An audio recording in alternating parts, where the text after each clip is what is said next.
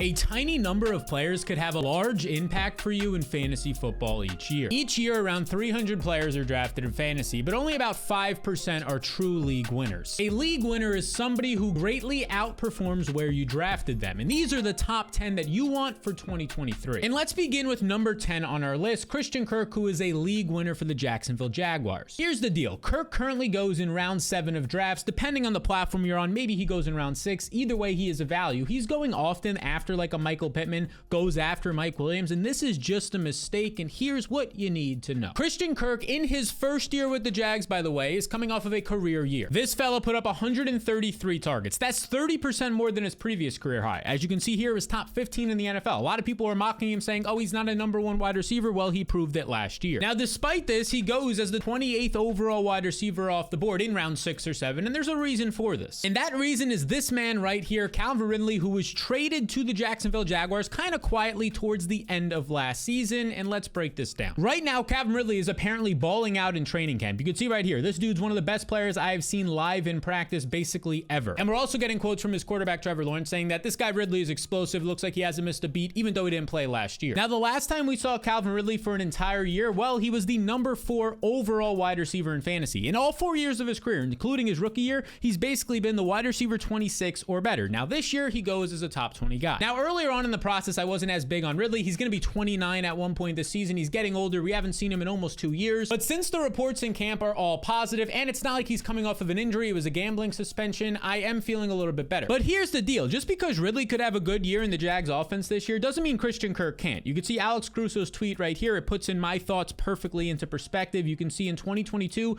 Kirk was the wide receiver 11, while Zay Jones, the wide receiver 2 at that time, was the wide receiver 26. And now this year, Calvin Ridley is going as the wide receiver 16, as many believe the wide receiver 1 in that offense, and Kirk is going as the wide receiver 27 in drafts. And now here's the thing. I think Christian Kirk is better than Zay Jones as an athlete. I would think a lot of you do as well. So your takeaway is simply that Kirk is going later than where Zay Jones in the same role finished last year, but actually Kirk's role is better because Christian Kirk led the NFL in slot receptions last year, and slot usage equals higher efficiency for wide receivers. And one last thing, Christian Kirk is the highest paid player on this entire team, not just the wide receivers, on the entire team, signing a 4-year deal worth $72 million last year. That's $18 million per year. Yeah, I think they're going to continue to use him heavily. So when you see Kirk going in the 6th or 7th round of your draft, especially around guys like Brandon Ayuk, Michael Pittman, Mike Williams, Drake London, go ahead and just take Kirk instead. But before you can get to Kirk in that round, you got to consider this next guy. And that would be Deebo Samuel of the San Francisco 49ers. People are somehow sleeping on him. Right now, Deebo goes in the 4th round of drafts. He's actually fallen to the 4th round. He's going around Amari Cooper, Keenan Allen, some older wide receivers, and just Deebo right here has by far the most upside. Now, there's no hiding the fact that last year he wasn't as great. Between his rushing and receiving, he had like 800 yards, and he finished 28th in fantasy points per game, a big step down from finishing 3rd the year before. But there was a reason for his massive drop down, a pretty key one. Deebo Samuel played through many injuries in 2022. And let's talk about those specific injuries. In October, which is week 7, he suffered a hamstring strain. He pulled his hamstring, whatever you want to call it, and this actually lingered for the rest of the season. So for more than half the year, he was dealing with that injury, and then in week 14, December 11th, he actually had a high ankle sprain, which caused him to leave a game early, messing up his fantasy points per game, and miss 3 games. But that's not all, because Deebo actually started in the preseason with an injury as well. And he also wasn't with the team during OTAs or the start of camp. You can see right here on August 1st of last year is when he signed his 3-year extension. Up until that point, he wasn't with the team, meaning that he wasn't getting chemistry with his quarterbacks for those couple of weeks or months. But now Deebo is healthy and he's paid, so he's already in camp. And one more thing. It is likely right now that Brock Purdy is going to be his quarterback. He's on pace and trending to play week 1. Maybe they're going to have a little bit of a competition with Sam Darnold and Trey Lance, but it looks like Purdy will start the year. And in 7 games with Purdy last year, Deebo averaged 13.8 points per game and 7.4 targets per game. He saw his production overall increase, and he was a top 15 receiver during this time. So target Deebo and this next cheat code receiver. Now, believe it or not, that guy's name is Courtland Sutton. And before you say, oh, this is crazy, and you get in the comment section, just hear me out, because I thought the same thing until I saw this. Courtland Sutton has the wide receiver cheat codes. That is red zone usage and downfield targets. And if you don't believe me, just see for yourself. Check out this target share right here. If you see the number in parentheses, 31.8%, that's his red zone target share. That was top 5 in the NFL last year. Russell Wilson loved throwing to Sutton in the red zone. And when we look at his deep targets, he was 11th overall, but he was top 10 in deep targets per game. So overall, between his red zone usage and his deep targets, he was 3rd in wide receiver cheat code usage. So that's unbelievable. Some of the best targets in fantasy he was getting, but there was an issue as to why he he didn't produce. 28% of Sutton's targets weren't catchable. And that's because Russell Wilson struggled immensely with accuracy in 2022. But it's not all Wilson's fault. As you can see right here, he ranked 6th last year in how many times when he dropped back, how often he was under pressure. So he saw the 6th highest pressure rate last year per dropback. Now, of course, the Broncos organization realized this, and heading into 2023, they made some major changes. Because according to Pro Football Focus, the Broncos have now a number 11 overall offensive line, which as you can see here is up 10 spots from last year. And that's because they spent the most money on the offensive line this year out of any team in the league, adding guys like Ben Powers and Mike McGlinchey, two really good pieces to this line. And then, of course, they also traded for Sean Payton. As you can see, Field Yates' tweet right here. Sean Payton was actually the fourth ever coach to be traded for. Some really good names on this list: John Gruden, Bill Belichick, and Bill Parcells, the big ones. So getting Sean Payton, an offensive guru, is going to help Russell Wilson and Sutton. So Sutton's going in around 9 or 10 of most home leagues, and he has a lot of upside there, and so does this next guy. And that next guy is Marquise Hollywood Brown, who is now the #1 wide receiver for the Arizona Cardinals, and he has top 10 upside. Look, St. Brown right now goes in round 7. He's going after Brandon Ayuk, right around guys like George Pickens and even Treylon Burks, and I just think he should be going way before this. Let's discuss. Hollywood started 2022 off strong, one of the best receivers in football. Over his first 6 games, he averaged 18.3 points on 10.7 targets per game, and he was the #5 wide receiver in fantasy. So that's a fantastic start for Hollywood, but then this happened. St. Brown ended up fracturing his foot and missing the next 5 games. He kind of dealt with injuries even in week 3 while he was going off, but a fractured foot, you can't play through that, which is the concern. Yeah, he missed 5 games. Now, even when he returned, he admitted he was never 100% for the rest of the year, and his efficiency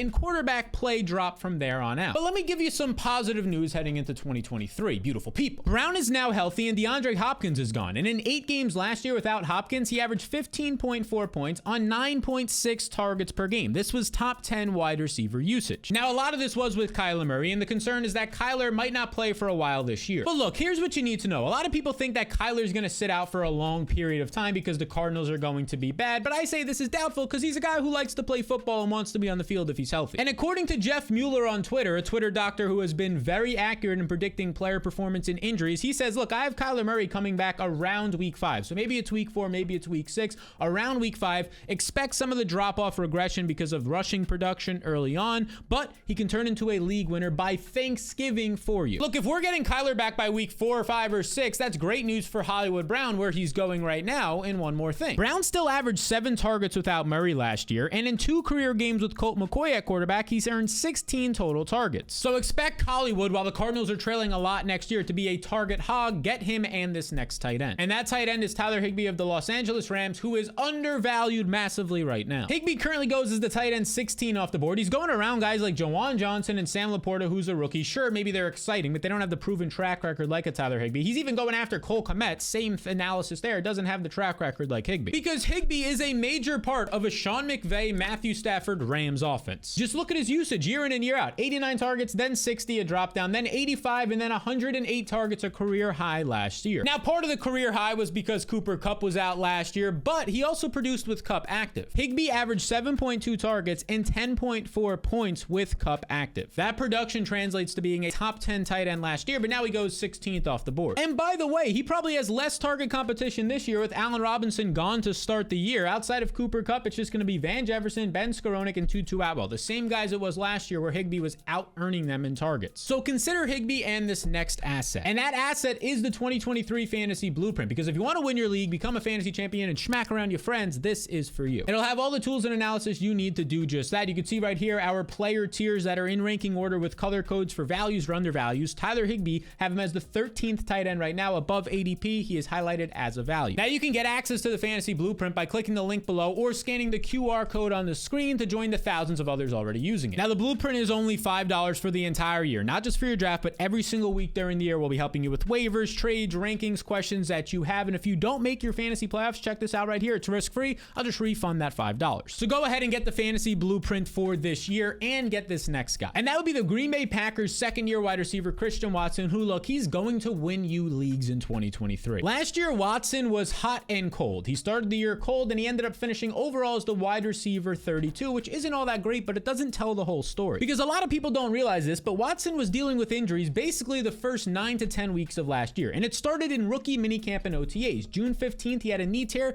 He had to have minor surgery. It allowed him to not get any actual reps in with Aaron Rodgers, which was valuable for a rookie at that point. And then he plays week 1, but week 1 ends up being the only game through the first 9 weeks that he actually played full snaps, because in week 2, September 18th, he pulls his hamstring, he misses a few games, tries to come back, but then re-injures it in October and ends up missing 5 or 6 games. So to this point, we're approaching week 10, and Watson has only played 1 game fully healthy his full snap share. But then in week 10 against the Cowboys, when he was fully healthy again, he went absolutely off. Over 30 fantasy points, 100 yards, 3 touchdowns on 8 targets. He broke out, and here's what happened next. Watson was the number 7 wide receiver in fantasy his final 8 games. But the weird thing is he now goes often in like round 5 of fantasy drafts as the 23rd wide receiver off the board after DJ Moore, which is not right. And the reason for this is because he has a new quarterback in Jordan Love, and the market believes that Love is not good. But here's the thing. Watson played with Aaron Rodgers last year and produced well, even though Rodgers wasn't good. Rodgers was 23rd in quarterback efficiency and 26th in accuracy from a clean pocket last year. The takeaway is if Love could just be a top 25 quarterback, Watson is going to pay off for you. Take him and this next stud. And that stud's name is the Detroit Lions by far and away wide receiver 1, Amon Rosssaint Brown. St. Brown currently goes as the wide receiver 9, the 19th overall player in round 2. I believe he is a first round talent that you get to take in round 2. Now for St. Brown, it all started his rookie year in 2021. You can see on the far left, he had 10 or more targets in his final 6 games, and look at his fantasy points on the right side. He finished 6th,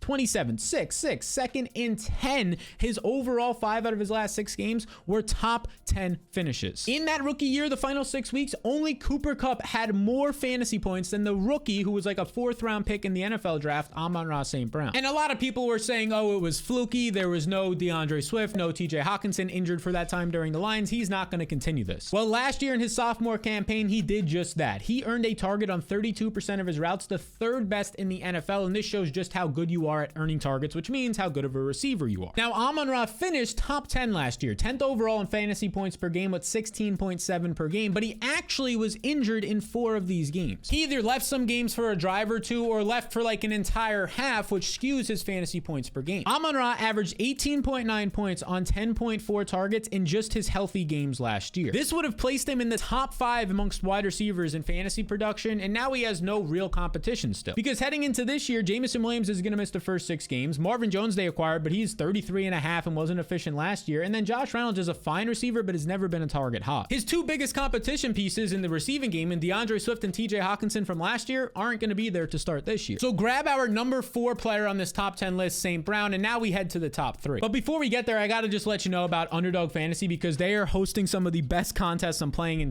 dozens of them right now. You can go into Best Ball Mania. It's just a $25 entry with $3 million to first place. If you want to be a big heavy hitter, there's a $1,000 contest. Probably not for many people, but then look at this, a $5 contest with $500,000 in prizes as well. This is Best Ball. And if you're not familiar, let me just catch you up to speed. Best Ball, you just draft and that's it. They take your highest scores. You don't have to manage the league. So you can do a bunch of leagues and have a bunch of shots at winning $3 million or $500,000 without all the work. Now, their biggest contest is the biggest fantasy contest ever, Best Ball Mania 4. This is the 4th year doing it, and $3 million to first place. Somebody last year won $2 million. I mean, it's just absolutely crazy. Go ahead and check it out down below. If you use the link in the description or the QR code on the screen, well, you can get a free deposit bonus up to $100. You put in 100, you get 100 right back. Okay, now let's enter the top 3. And the number 3 league winning candidate this year is going to be Joe Mixon, who continues to rise in fantasy drafts. At one point, Mixon was like a 7th round pick. Now he's going in the 4th round, but he's still a value here. And now let's break down this roller coaster of an offseason for Mixon. Many people expected Mixon to maybe be cut or replaced this offseason in free agency or the draft. But the absolute opposite happened. In free agency, they didn't do anything. They just signed their rookie that they chose in the 5th round in Chase Brown, and then they gave another contract to Trevion Williams, who was already on the team. They actually let their most reliable backup, Samaje Perine, a veteran, go in the offseason. Now, as for Chase Brown, the new rookie, yeah, he is pretty productive. He had over 1,600 rushing yards last year at Illinois, over 200 receiving, almost 1,900 total yards. And you can check out his player profile or workout metrics here. I mean, the higher the bar, the closer it is to 100, the better. And he had 89th percentile speed, 95th percentile burst and explosiveness. His bench press, 86th percentile, shows his strength. So yeah, he has all these nice characteristics, but he's no threat to Joe Mixon, a proven commodity in the NFL. I mean, Chase Brown is still a 5th round pick, gonna have to compete with Chris Evans, who was the RB3 last year behind Perine, and Trevion Williams, who also just got a new contract this offseason. So that was one hurdle for Mixon, the offseason potential additions, and he cleared it. But then there was another one, and that started in June when the Bengals wanted Mixon to take a pay cut this year. And the running back market, if you're following it all this summer, is not a good one. A lot of running backs are unhappy, so Mixon didn't want to go into that market, which is a big reason as to why he actually took that pay cut. He worked it into a $9.2 $2.4 million